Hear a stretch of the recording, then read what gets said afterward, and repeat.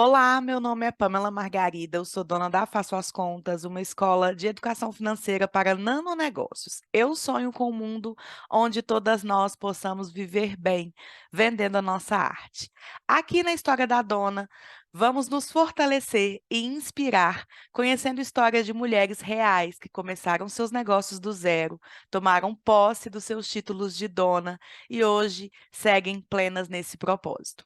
Hoje nós vamos conhecer melhor a Lilian Reis, uma consultora de imagem, pioneira nos recortes de raça, classe e gênero nesse ramo. Ela é disruptiva dos pés à cabeça, literalmente. Seu trabalho mexe com uma das coisas mais importantes para a construção do empoderamento, a autoestima. Faz isso de forma política e eu tenho muito orgulho de dizer: seja muito bem-vinda, Lilian. Ai, gente, que recepção linda! Recepção à sua altura. O coração ficou quentinho, Pamela. Muito obrigada pelo convite. Espero que essa troca possa fortalecer outras empreendedoras. Enfim, de verdade, estou bastante feliz de estar aqui, viu? Obrigada. Tenho certeza que vai fortalecer, Lilia. Ó, então, para começar, para a gente conhecer melhor, eu queria um breve resumo da sua vida mesmo. Antes de ser empreendedora, você cresceu querendo ser o quê? Nossa, é engraçado porque até os 18 anos eu tinha certeza que eu seria psicóloga. Certeza absoluta que eu seria psicóloga. E aí, quando chegou aos 18 anos, que é aquela fase, né, de agora vamos entrar na universidade, enfim, eu lembro que eu estava muito indecisa para fazer o vestibular e eu fui estagiária na Caixa. E eu conversei com uma Eu servidora da Caixa. também. E eu lembro que eu conversei com uma servidora que era assim, uma amiga incrível, e eu perguntei a ela, porque ela era psicóloga de formação. Eu disse: Olha, eu tenho muito interesse na área, eu quero fazer psicologia. E ela virou para mim e falou assim: Não faça. Falei: Como não faça? Você é psicóloga. E ela falou: Não faça, justamente por isso. A gente faz psicologia por amor e olha eu aqui, ó, trabalhando na Na caixa. caixa. Não tem nada a ver com a minha formação, enfim. E aí ela foi contando, né, dos desencontros que ocorreram na profissão e do quanto financeiramente aquilo ali para ela não era realidade. Tempo passou, e aí eu fui com muito medo. A segunda alternativa era direito. Foi aonde eu fiz o vestibular. Passei em primeiro lugar para direito, porém não era uma universidade particular, né? E eu não tive condições de dar continuidade aos estudos na época. Menina periférica, era eu mesma quem pagava a faculdade, e mesmo Sim. em primeiro lugar, acho que faltava muito acesso à informação, alguns suportes, porque na época já existia, estava nascendo ali o ProUni, né? Eu acredito que era o ProUni que estava começando, então ele já existia, mas eu não tinha acesso à informação de que era possível. E aí, enfim, daí para frente a gente foi mudando os rumos completamente. E hoje, se é para tirar uma lição de tudo isso, eu fico percebendo o quanto que não dá para olhar para o outro para a gente tomar os nossos parâmetros, porque quem diria que agora a profissão dela seria uma das profissões mais requisitadas, porque depressão e ansiedade é o que tem para o momento. Nossa, pois é, psicologia hoje realmente é uma das profissões mais requisitadas, mas eu creio também que é uma profissão muito difícil, né? Não só ela, né? Todas elas são, mas é uma profissão muito difícil mesmo. Ô, Lília, e como é que você se tornou? Como é que foi seu caminho lá da estudante de direito, passando perrengue para pagar a faculdade? Como é que chegou a ser consultora de imagem? Como é que foi esse caminho? Aí foram muitas curvas. Depois do direito não tendo continuidade, nossa, eu fui correspondente, não, eu fui um tudo. E ali eu também entrei numa empresa que trabalhava com software de gestão. Eu recebi uma promoção na época, só que também eu recebi um presente inesperado, que era a Thalita, né? Que até então não era um presente, podia ser tudo. Eu conheço essa história. E eu lembro que tinha uns 3 meses depois que eu recebi essa promoção, que eu fui promovida, eu descobri que eu estava grávida. E quando eu descobri que eu estava grávida, enfim, mundo corporativo não tem espaço, né? Eu acho que eu já era muita coisa antes da gestação. Já era a única periférica daquele espaço, já era a única negra, já era a única muita coisa. Agora, a única mãe também, jovem, aí já era demais. E tinha esse entendimento de que ser mãe não me possibilitaria viajar, e eles tinham muito contato, né, com Uberlândia, por exemplo, e com o resto do Brasil também. Então, essa ideia de viajar, de estar disponível para a empresa, era algo que não, na visão deles, não era possível. Hoje eu trabalho viajando também, com bastante frequência, mas enfim. Na época não era E sendo mãe, com Thalita aí, e, né? a vida tá fluindo do mesmo jeito e melhor, porque o senso de responsabilidade é completamente diferente. O senso de até de percepção do tempo é muito diferente, porque a gente sabe que algumas demandas elas precisam acontecer num tempo diferente. Naquela época eu não tinha muita noção disso, né? Eu sempre fui muito responsável, mas tem coisa que realmente só a maternidade pode me ensinar. Não sei se outras pessoas podem aprender por outras vias, mas a mim só foi possível pela maternidade. Enfim, perderam. Com certeza, com certeza. Isso que você falou agora, de que você já era muitas cotas para eles, né? Você já estava estourando seu limite de cota. Poxa, a gente já está deixando uma mulher, já está deixando uma periférica. Você já é negra, agora você vai engravidar? Foi demais para o mundo corporativo. Eu também sinto isso. E até em muitos espaços, hoje as coisas estão mudando muito, né, Lília? E nós somos adultas e a gente cavou os nossos lugares. Mas eu vejo isso também, assim, que às vezes as pessoas olham para a gente como cota ainda, né? E muita coisa ali. E aí, quando você virou mãe, ainda na gravidez, você já percebeu que ali não ia ser seu lugar mais. E assim, eu basicamente fiquei de castigo, né? Porque me tiraram acessos, me privavam de reuniões, de demandas que eram importantes, enfim. Então, eu entendi que eu precisava criar outras possibilidades, porque agora já não era mais só a minha família do núcleo ali que tinha mamãe, né? Minha mãe é mamãe solo, então no caso era só a gente, só que tinha alguém chegando à porta.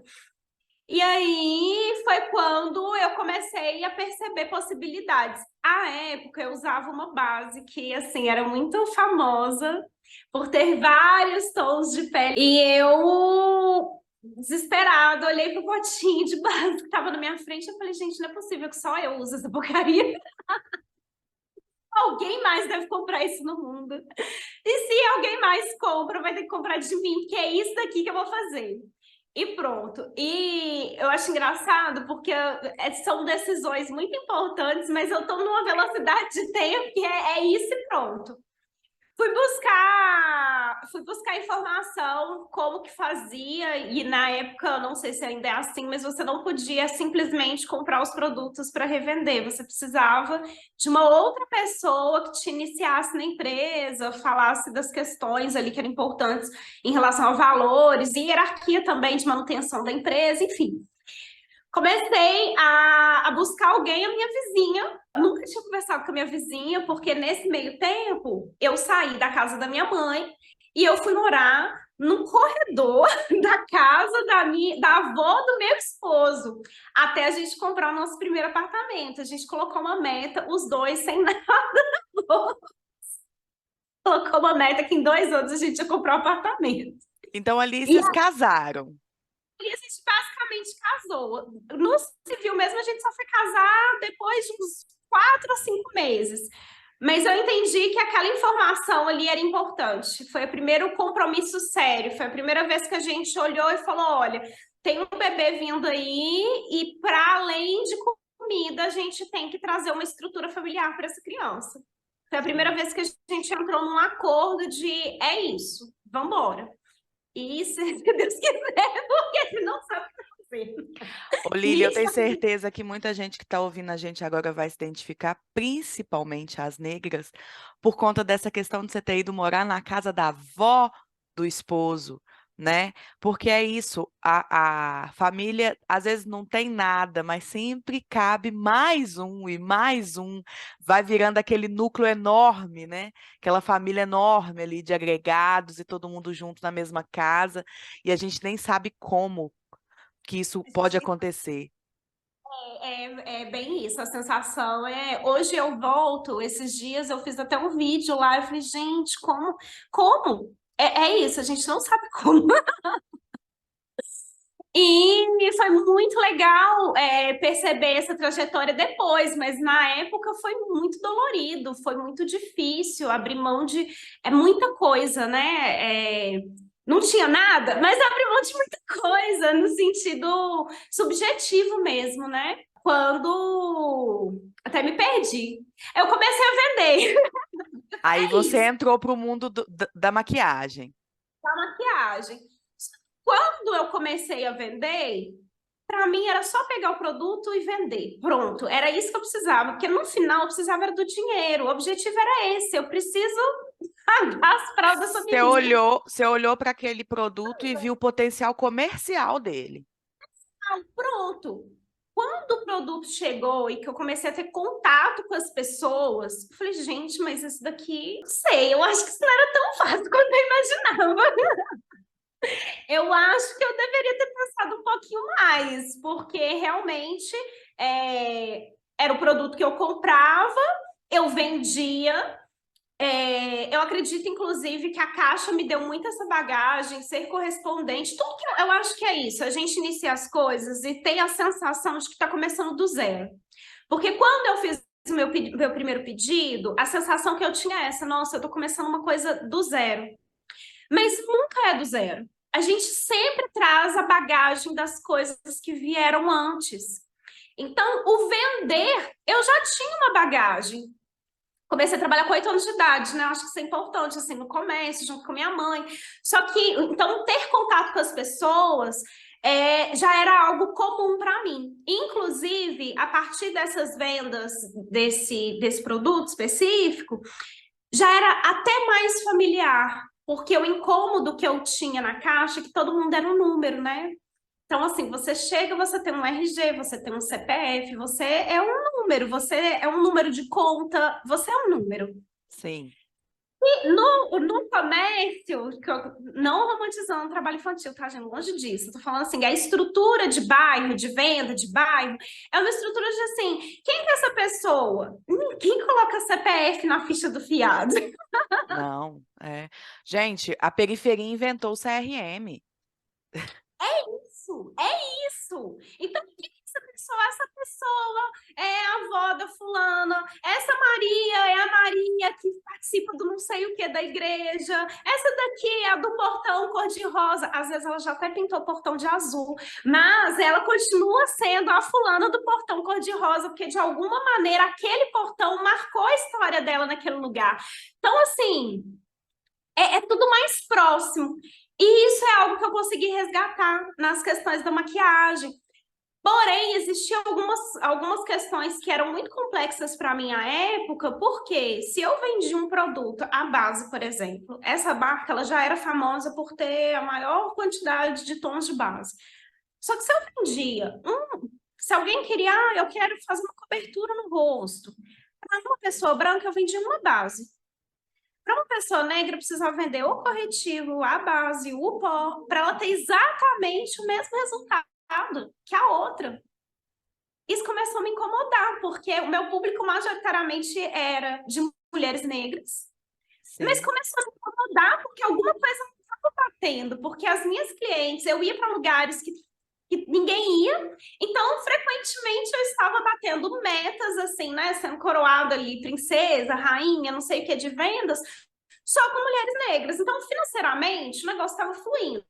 Que ano que é isso, Lília, que nós estamos falando?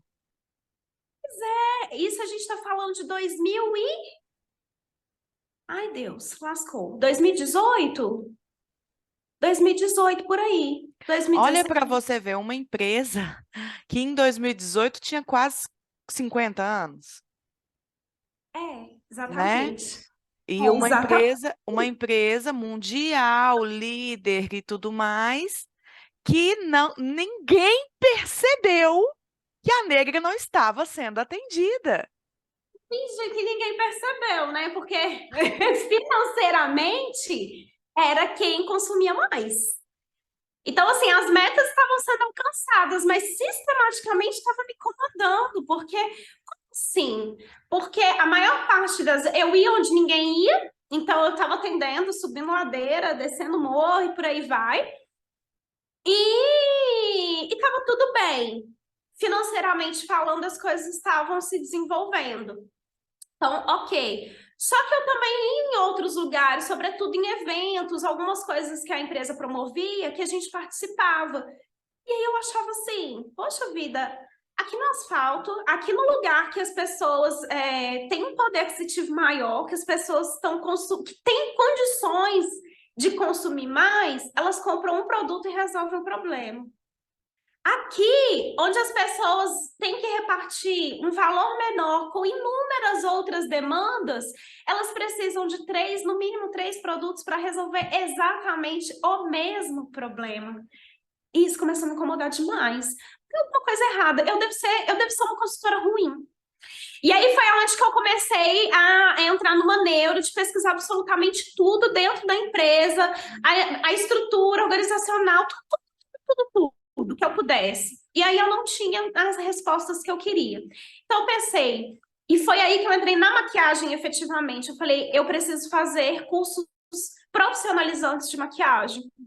Só que quando eu entrei na maquiagem, era assim, você aprendia a maquiar peles, peles. Se você quisesse trabalhar com maquiagem de peles negras, aí essa era outra categoria de pele. Ô, gente. É engraçado porque Simone de Beauvoir fala do segundo sexo. E aí, quando a gente vai para a mulher negra, é o terceiro, né? Exatamente, exatamente. Então, assim, e eu já achava esquisito, mas na época eu também não tinha muita noção. Eu só achava estranho. Por que que eu faço um curso em que eu aprendo a maquiar todas as pessoas que não são as minhas clientes? Qual que é o raciocínio lógico por trás disso? Porque para mim era muito esquisito. E na minha cabeça já era uma coisa assim, era estranho, mas ainda tinha um certo argumento de que peles negras era mais difícil. Então, era um nível avançado de conhecimento, sabe? E aí, enfim, a gente engole, né? Eu acho que não tem muita noção, não tem muito parâmetro, a gente engole esse tipo de coisa. Porque os produtos têm que ser diferentes, enfim, se você não tem muito conhecimento, o diferente pode lhe parecer mais difícil. Claro. Vamos lá, se a jornada é essa, ok, a gente está na chuva para molhar, então vamos fazer especializações. Estou eu buscando, então, a solução. E aí, assim, a sensação que eu tinha é que eu dei uma volta de 360, porque eu rodei, rodei, rodei e parei no mesmo lugar. Os produtos, eles não eram só diferentes, mas também eles eram mais caros. E no final das contas, ser uma profissional especializada em maquiagem de pele negra era também cobrar mais caro por isso. Porque você precisa. E aí a gente está onde? No Brasil, que 54% da população se autodeclara negro, né? Se a gente fosse, enfim, como que pode o produto para essa população ser mais caro? É muita falta de vontade, né? E aí eu falei, pronto, não, agora eu já chega de curso, né? Eu já entendi que o problema, pelo menos, não é comigo. Pelo menos essa fichinha caiu. Falei, tem alguma coisa que não tá no produto, tem alguma coisa que não tá na técnica, tem alguma coisa errada. Eu não sei o que que é, mas vou descobrir. E tá. E comecei a buscar, então, sobre as relações Aí que eu comecei a estudar. E comecei a tatear esse universo. Me falaram que a consultoria de imagem era um lugar em que as pessoas tinham um conhecimento melhor. Porque a consultoria de imagem era profissional que resolvia todos os problemas de imagem da cliente. Eu falei, agora eu achei o curso que eu tô procurando. Então E é aí, lá. pô, eu bonitinha para consultoria de imagem. Quando eu chego lá, eu falei, gente, o que é isso? Porque essas questões que eu já percebia e que eu tinha incômodo, quando eu comecei a estudar outras questões que não era só produto, eu encontrei várias outras maquiadoras que também tinham os mesmos dilemas, que reclamavam das mesmas questões e que, inclusive, já até tentavam, de alguma maneira, fazer, enfim, toda uma alquimia, questões ali que dava para, enquanto maquiadora, você facilitar o processo. Mas na consultoria de imagem, as pessoas não falavam disso. A gente não tinha uma solução na maquiagem ainda. Hoje a gente já vê esse cenário mudar muito, inclusive eu acho que marcas que não se colocam no mercado com qualidade de pigmentação, com qualidade na entrega e diversidade em gama de cores para base, essa marca ela está muito fora da curva, porque hoje já é o natural, né? Já é o mínimo que você pode fazer, que bom. Porém, na consultoria de imagem tinha várias outras coisas que eram ainda mais complexas, porque a gente está trabalhando com a subjetividade da pessoa, do outro, e que simplesmente era assim, não era visto como um problema, é o jeito certo de se fazer. E E eu mais lembro uma vez a história da mulher negra sendo tratada como a outra, né? A gente tem a história, a consultoria de imagem e a consultoria da mulher negra. E aí é muito complexo, porque, por exemplo, na maquiagem a gente já tinha especialização de mulheres de peles negras, várias. Era uma especialização, ou seja, era uma coisa à parte, mas existia. Na consultoria de imagem, não. As pessoas juravam, porque juravam que se você atende uma pessoa branca, padrão, classe média alta para rica, você pode atender qualquer outra pessoa, porque não existe nenhuma diferença. E aí é padrão, e assim, é de um nível que tecnicamente não faz o menor sentido. Hoje eu consigo pontuar isso, inclusive, só para você ter noção, a primeira vez que a gente teve uma especialização em belezas negras foi o curso que eu desenvolvi. Foi a primeira vez que a gente teve isso no Brasil inteiro. Em boa parte, por exemplo, Paris, porque a escola, né? Paris, a gente não tinha isso. Então, pensando aonde, teoricamente, a gente sistematizou a moda como ela é hoje, a gente não tinha uma especialização voltada para mulheres negras, porque afinal de contas, se você atende. Não, a ideia é que se você atende um, você pode atender todo mundo. E esse um era esse padrão hegemônico, sabe? E Lília, você tem dentro do seu coração a noção de que você está mudando a história? Eu demorei muito tempo para perceber isso. Eu demorei muito tempo mesmo, de verdade. Tanto que, por exemplo, quando eu vou fazer os meus recortes de estudos, eu não coloco todo esse tempo que eu já estava trabalhando, que eu já estava buscando, eu não coloco isso na conta. E aí eu acredito que essa falta de percepção ela vem muito também porque a gente vai se colocando nos espaços, muitas das vezes, enquanto um confronto, sabe? Você está sempre confrontando o que está posto. É sempre tá, mas por quê? E aí o seu porquê, buscando teóricos, porque é isso, é a primeira vez também que a gente tem referenciais. O primeiro curso de belezas negras que a gente teve, toda a base dele era assim de 98% de produções de mulheres negras. Então a gente não era só o objeto de estudo. E é muito importante você falar isso, que enquanto não tiver gente nossa lá, não vai mudar. Não adianta. Falta vivência. Falta vivência. E E aí, você, Lília, Você começou o seu estudo quando você nasceu. A verdade é essa. E tem muito esse lugar de, poxa, mas se essas pessoas que são referências nisso, assim, mundialmente, gente, é muito engraçado porque o racismo ele não tem justificativa. E a gente vive, ou pelo menos eu vivo tentando encontrar justificativa para as coisas. Isso é por quê? E aí quando você chega no racismo, ele é um buraco que não chega em lugar nenhum. É porque, por exemplo, voltando à marca de maquiagem, né? Havia um racismo claro ali na estrutura da marca, já que ela não prestava atenção nisso. E aí você pensa assim, tá, mas o que que move uma empresa? Dinheiro, vendas. Mas ela vendia para a mulher negra.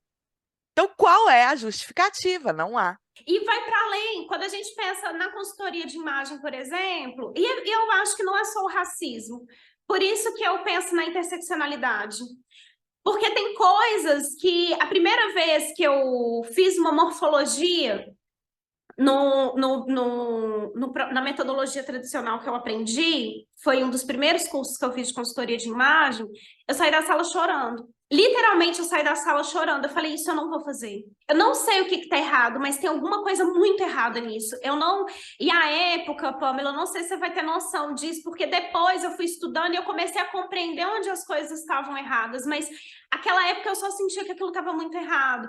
Como que a gente fazia a morfologia das pessoas? Tinha, e com detalhe, nossa, foi um terror, gente. Essa primeira formação foi um terror atrás do outro. Eu acho que eu precisei passar por isso para entender tudo que eu não faria. Sim, até para você é mais uma vez aquela história que você disse, a gente está o tempo todo tendo que desconstruir o que está posto, ou lutar por. E aí você teve que entender o que estava posto, chorar, sofrer. Tá, agora eu vou lá construir. É isso. E foi assim, foram coisas muito horríveis. Eu lembro que a gente precisava desenhar a forma da pessoa na parede. A percepção de morfologia era: você cola a pessoa na parede, encosta ela na parede, e aí pega um giz e faz a circunferência dela na parede, e aí colocava as outras pessoas para discutir aquela forma que ficou na parede. A pessoa saía e as outras pessoas diziam. Eu falei, gente, mas o que é isso? O que tá acontecendo? Tipo assim, o que tá acontecendo? Que humilhação! E aí todo mundo, e eu lembro que essa colega que participou, que hoje é minha melhor amiga, assim, uma pessoa que eu admiro muito e que, enfim, foi bom a gente ter cinco. Eu acho que o melhor daquele curso foi a gente ter a oportunidade de cruzar as nossas vidas, que talvez em outro momento isso não aconteceria. Mas eu lembro que ela tinha acabado de fazer uma bariátrica. Ela estava em um processo extremamente complexo. Ela tinha acabado de defender o pós-doutorado dela, que foi uma merda, porque ela é uma mulher negra, gorda, e a gente sabe que na academia é um ambiente extremamente hostil. Então, assim, ela tinha acabado de defender um pós-doc, ou seja, a pessoa que acabou de defender um pós-doc, sendo uma mulher negra, periférica e gorda, ela está a ponto de surtar. Sim. Qualquer um. Não Ela já está tem super esfolada ali, fragilizada. Não tem como uma pessoa negra defender um pós-doc e tá bem. Não existe essa possibilidade. Pode conversar com qualquer pessoa. Qual que é o seu sentimento depois de defender um pós-doc? O sentimento, com certeza, não preciso voltar para essa merda mais. Ainda bem que esse inferno acabou. Que bom que eu consegui sobreviver. Não tem ninguém bem. Não tem ninguém que vai falar assim, nossa, eu tô tão feliz, eu tô tão plena, eu estou tão... Porque, afinal de contas, eu consegui algo que quase ninguém consegue nesse país. Ninguém vai te passar esse feedback. Aham. Então, e aí eu lembro muito da Viola Davis e também da Bell Hooks, que ela vai falar muito dessa questão da mulher cansada. A mulher negra tá cansada. Tá sempre cansada, porque é o tempo todo lutando mesmo contra o sistema e provando que você pode existir naquele lugar. E aí pensa, depois disso, teve ela fez esse processo para desanuviar a cabeça, para poder, sabe, encontrar algo que pudesse voltar a dar sentido. E aí tem que passar por uma violência dessa. E várias outras. Eu lembro que eu mesma fui questionada se eu já havia entrado num shopping antes, numa sala. Sabe assim, coisas que Gente, o que que é isso? O que que está acontecendo? Ou você não devia fazer parceria você não devia incomodar as vendedoras de determinada loja, porque afinal de contas, quando que você vai ter uma cliente que compra nessa loja? Sabe, coisas assim. Mas isso não é racismo, porque afinal de contas, essa professora nem me bateu. Ah, é, com certeza, ela não te colocou no tronco. É difícil, sabe? E é muito engraçado como que as coisas vão ganhando, a gente vai usando dessas pedras no caminho para construir outros espaços de fato. Então, depois disso, eu fui lapidando, entendendo, olha, isso eu não vou fazer de jeito nenhum. Talvez eu não saiba agora qual é o problema, mas existe um problema e eu não vou repetir a mesma dinâmica que eu já fazia na maquiagem, de ficar correndo atrás de uma metodologia, de uma coisa certa dentro dessa dinâmica, porque essa dinâmica não está funcionando. Essa dinâmica, para mim, não vai funcionar. Então, eu vou para fora.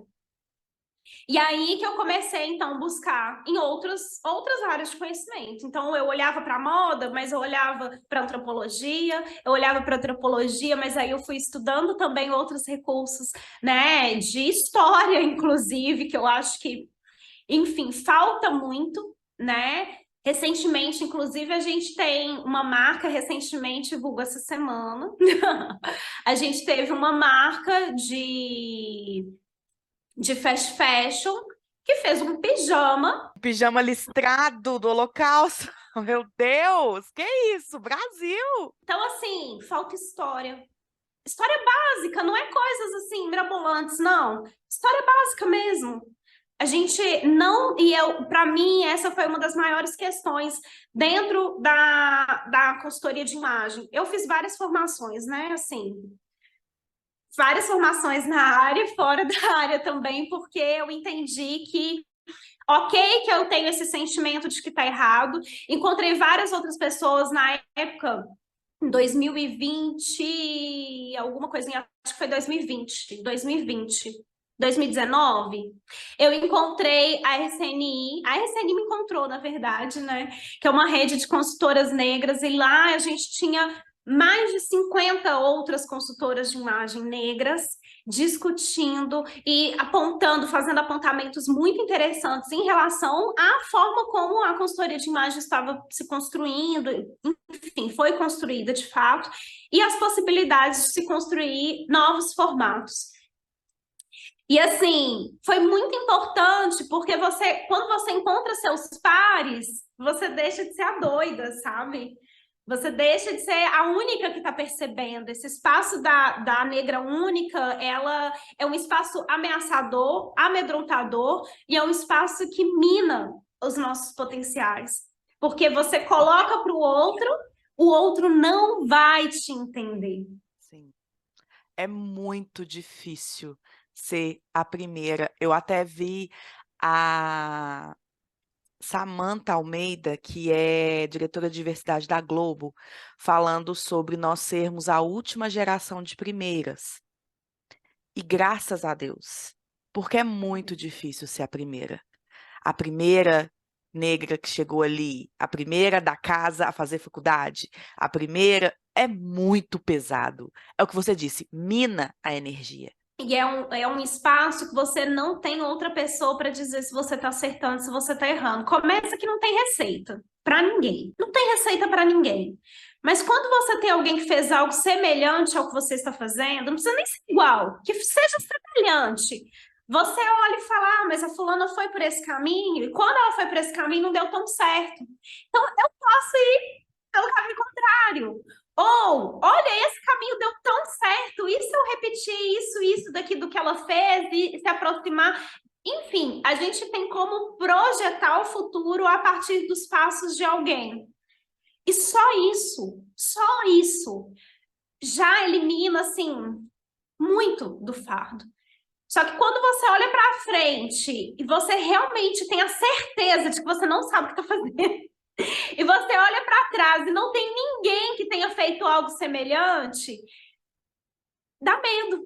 Dá. E E questiona o tempo todo, né? É o tempo todo questionando. é um medo que é diferente, porque tudo que é novo dá medo, mas é um medo que se você não tiver algo muito maior do que você mesma para fazer, você paralisa. Se o propósito ele não for muito maior do que a sua própria existência, você não faz. Ô Lília, e você, com todo esse estudo, né? Você foi buscar moda, e você teve que buscar informações de moda em caminhos totalmente mais amplos do que apenas ali uma escola de moda ou um curso de moda, né? Já que não está posto para a gente. Como é que você faz, como é que você fez para isso ser o seu negócio? Então tá, então tô estudando, tô transformando isso, informação, blá, blá, blá. Como é que eu vou pegar isso aqui e isso aqui virar o meu negócio, meu sustento, meu dia a dia, minha empresa, né? Como é que é isso?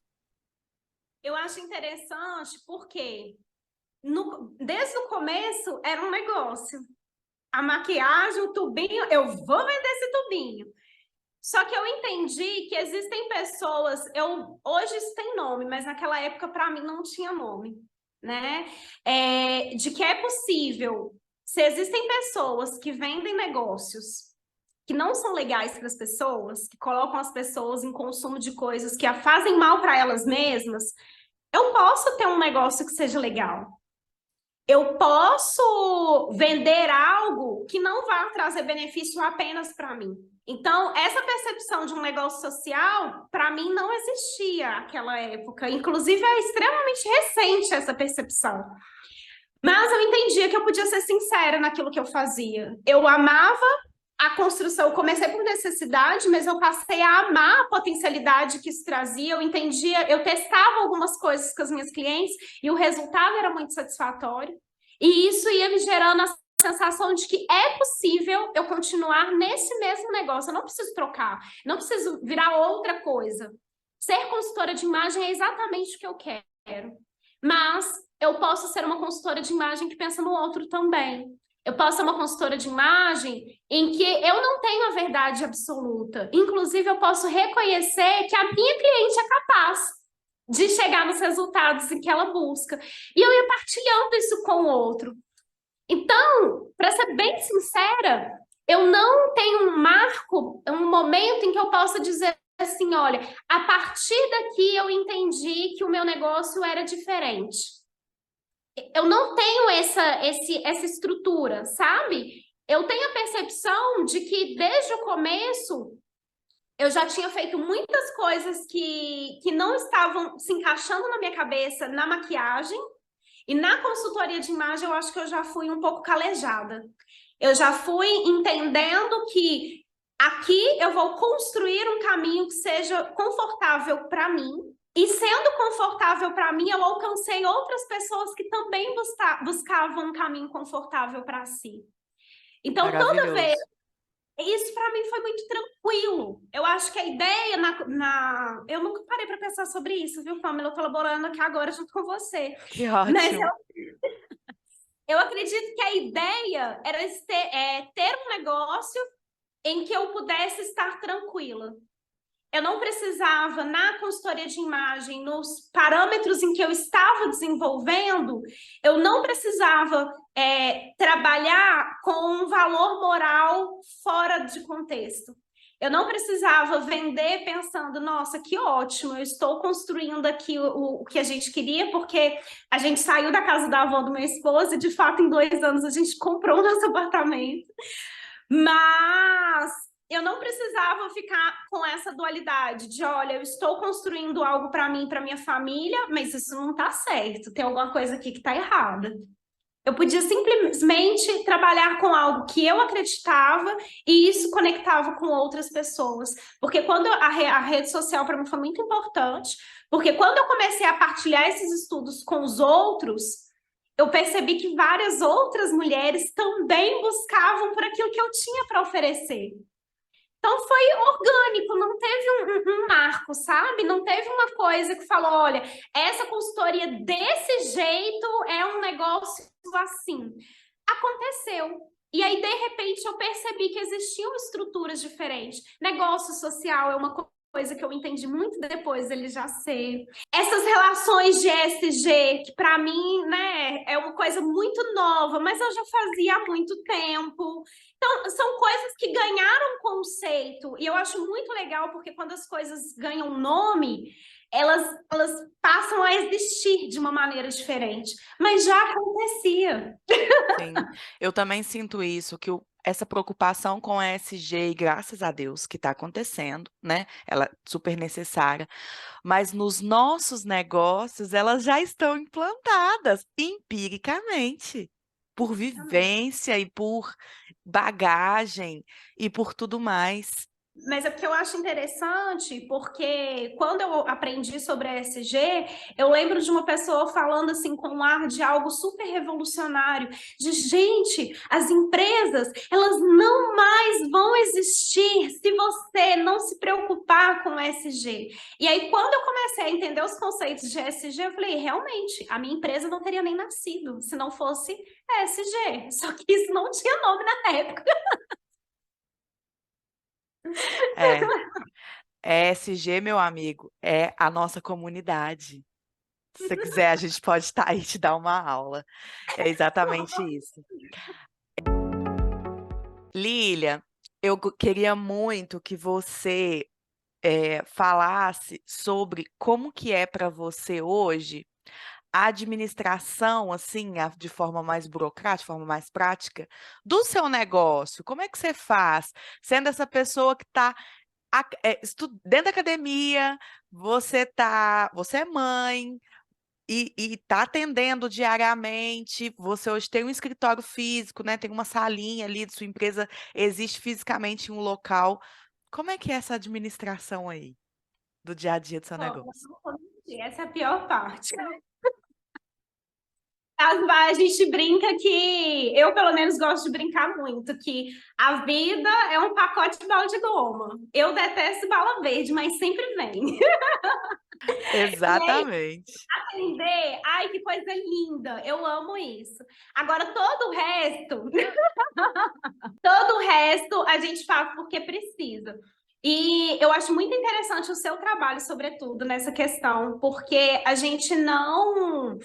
Principalmente, eu acredito, que pessoas que vivem de verdade, vamos dizer assim, né? Pessoas que realmente. Porque na minha profissão é muito comum você ter profissionais que. Eu acho feio falar isso, mas é verdade. São pessoas assim, são pessoas herdeiras, são pessoas que às vezes vêm de um casamento que traz uma visibilidade muito grande e fica feio para essa mulher se posicionar na sociedade que ela vive apenas como dona de casa.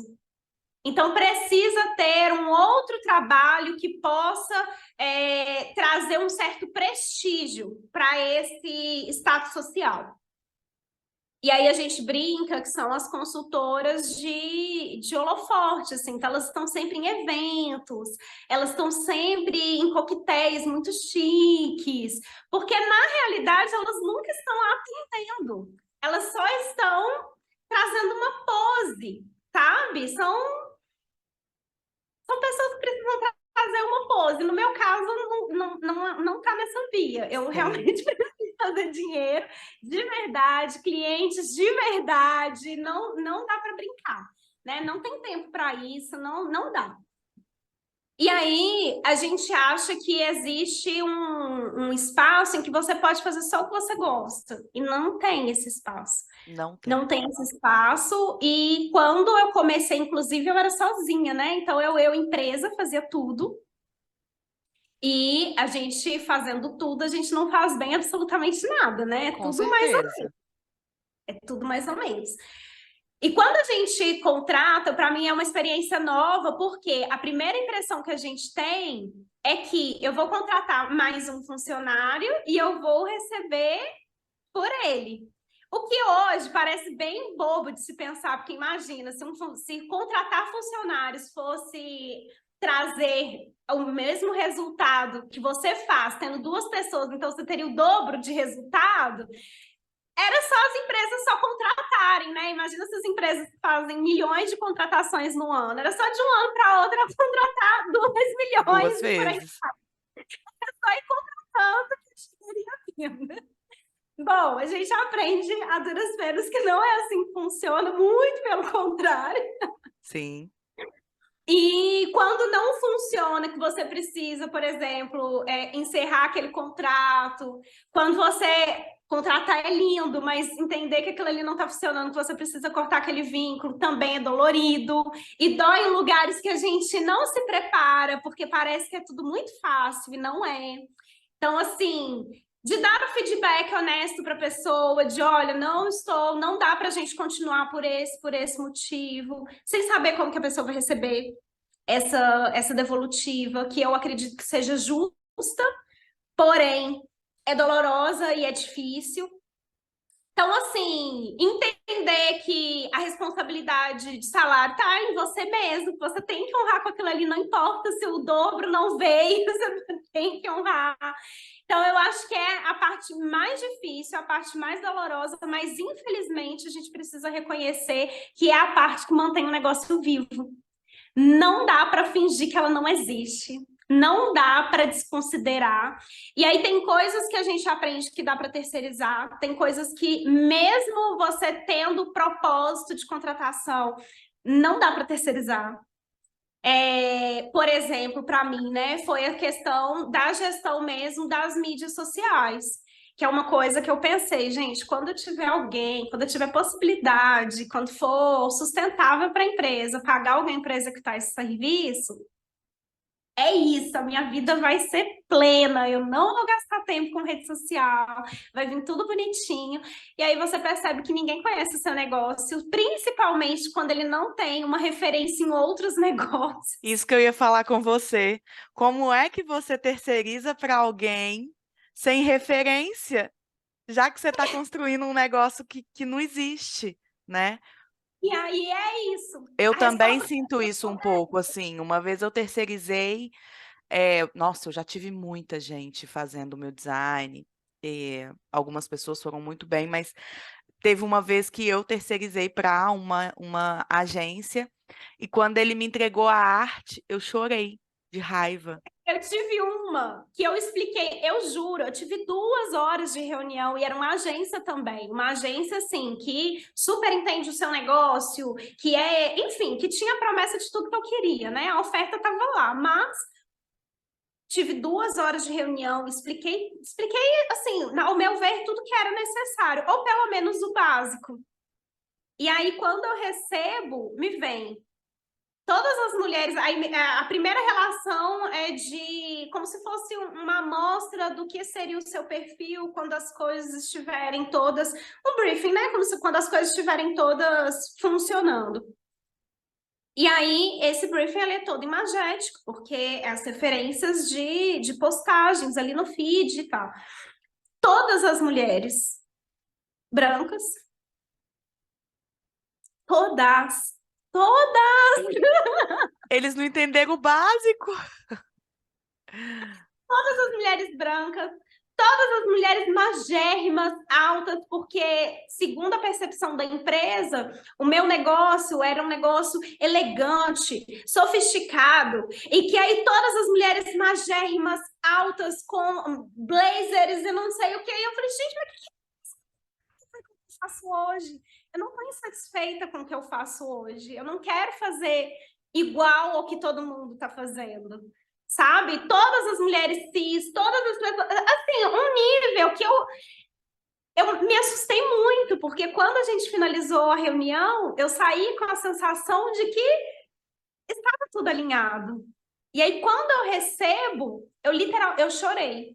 Eu chorei e eu tive o cuidado de procurar uma empresa. Aqui, a nossa empresa, ela é 100% com... 100% não, porque tem o jurídico vulgo meu marido, que é o único homem negro da empresa. No mais, são todas mulheres negras em tudo que a gente faz por aqui. Então, obviamente, eu procurei uma agência também que fosse liderada por uma mulher negra.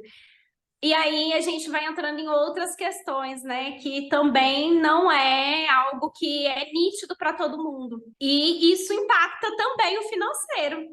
Sim, Porque é um posicionamento que não é um posicionamento de... As marcas de moda, gosto de falar do nicho, assim, você é um pedacinho da campanha. Então, você tem uma mulher negra, você tem uma mulher... E aí, você vai colocando uma, né? As representantes. Não dá para ser duas, porque é aquele espaço que tem que preencher. E o meu negócio, ele não é um negócio para todas. A ideia dessas campanhas é que uma mulher negra possa representar todas as mulheres todas. negras. E essa mulher negra normalmente se parece com a Thaís Araújo, né? É, uma Jojo Todinho, não. Não, Uma Lineker, não. sim, E é triste a gente falar disso, porque recentemente a Lineker, inclusive, não teve o convite de um prêmio do qual ela ganhou. ela ganhou, exatamente. O ano é 2023. E a gente tá numa bolha, né, Lília? Porque às vezes a gente acha que evoluiu, evoluiu, aí você olha pro lado, você vê que você não evoluiu nada. Tanto assim. E aí a questão é, isso impacta muito no financeiro também, porque se você faz um negócio que parece ser lindo, para mim o meu negócio é lindo. Eu sou muito fã do meu negócio. Se eu não fosse a dona da minha empresa, eu gostaria de estar na minha empresa de alguma maneira. Eu sou muito feliz. Assim, do feedback de quem trabalha comigo, do feedback de clientes, do feedback, eu dou aula na pós-graduação, eu dou aula em escolas de curso livre, enfim, desses feedbacks das alunas. Eu realmente sou muito apaixonada pelo que eu faço, mas eu não posso ter ilusão de que, porque eu sou apaixonada e porque uma série de pessoas são apaixonadas por isso, todo mundo vai ser. É, É um negócio que você não vai ter que se preocupar com dinheiro, porque a oferta tá aí e vai ser tudo. Não, a gente não. precisa se preocupar com a gestão. Às vezes dá vontade de comprar determinadas coisas, porque para você lhe parece ser muito importante, mas é importante para um ego, talvez. É importante para uma satisfação. Se não for um ego, no máximo uma satisfação. Mas não é algo que necessariamente trará um resultado financeiro, trará um impacto financeiro. E aí sim, a gente precisa abrir mão, porque só o amor não é suficiente para manter o negócio. Não mesmo. Lília, já que você está nesse momento aí de só o amor não é suficiente, eu gostaria que você deixasse um recado, porque eu tenho certeza que tem muita gente que está ouvindo aqui, porque se inspira em você e no seu negócio. E aí eu queria que você deixasse um recado assim para quem está começando ou para quem já tem a empresa há mais tempo, mas está precisando aí de um direcionamento. O que que você pode falar para essa mulher? A gente não combinou nenhuma dessas perguntas. Não, aqui o negócio é surpresa. Ai, não sei, eu acho que acho a sua turma. Nossa, eu também acho. Eu gosto muito dessa frase. Acha a sua turma. Acho a Gosto sua muito. turma. De verdade, porque às vezes o que parece um devaneio, nossa, mas só eu estou vendo problema nisso, será que eu sou cri-cri? Será que talvez realmente isso é uma oportunidade de um negócio legal e só não está acontecendo ainda porque você não está na turma certa. Você não está no lugar em que as pessoas estão olhando para o mesmo lugar que você.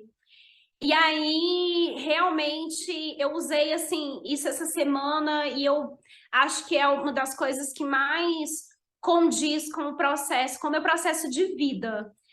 A gente só suporta a obra, a gente só suporta o projeto quando você já consegue ver, antes das coisas existirem, mas você já consegue ver o seu projeto, a sua obra de fato pronta, sabe? Só suporta a obra quem vê o projeto pronto. Então, se você está em um meio que as pessoas não estão olhando para a mesma direção que você, dificilmente você vai conseguir materializar isso, sabe? É muito importante. E é isso. Buscar apoio de alguma maneira, sabe? Existem apoios, redes de apoios que são gratuitas, existem redes de apoio que são pagas, mas a gente tem que buscar da maneira que for possível. Às vezes o perfeito não é o momento agora, exatamente aquilo que você queria, mas tem alguma coisa que está na sua mão e mesmo que seja pouco, acredite nisso agora. e busque mais, sabe? Porque às vezes a gente coloca tudo na nossa responsabilidade, como se sozinha você pudesse mudar o mundo. Não pode. E o quanto antes você acordar para isso, que sozinha, não é tudo depende de você. Você realmente, quanto antes acordar para isso, melhor. Menos doloroso vai ser o caminho, talvez. Nossa, eu acho que eu olhei para mim de novo. Nossa, Lília, eu adorei. Eu tenho certeza que quem está ouvindo a gente ficou muito inspirada, com certeza. Eu acho que o nosso podcast precisava de você, precisava do seu olhar. É, eu fico muito feliz com essa diversidade que a gente está construindo aqui. E para você que ouviu a gente até agora, dá o seu feedback, a sua resposta, o seu carinho para a gente lá nas redes sociais, nós vamos adorar. Eu vou marcar a Lília no meu feed para você, se você ainda não conhece a Imagem Disruptiva, que é a empresa dela, conheça. Eu tenho muito orgulho de ser cliente da Lília. Mudou com certeza a minha relação com a minha autoestima. Quem me acompanha há mais anos aí percebeu isso, que eu mudei muito o meu jeito de vestir. E não é só vestir, né, gente? É o meu jeito de ser mesmo. Lília me transformou, com certeza. Eu te agradeço por isso, Lília. Te agradeço muito por sua presença aqui no nosso podcast. Muito obrigada pela troca. Muito obrigada, Pamela, de verdade. Ai, eu tô emocionada. Que linda! E eu espero que vocês tenham gostado. Até o próximo episódio. Um beijo. Tchau!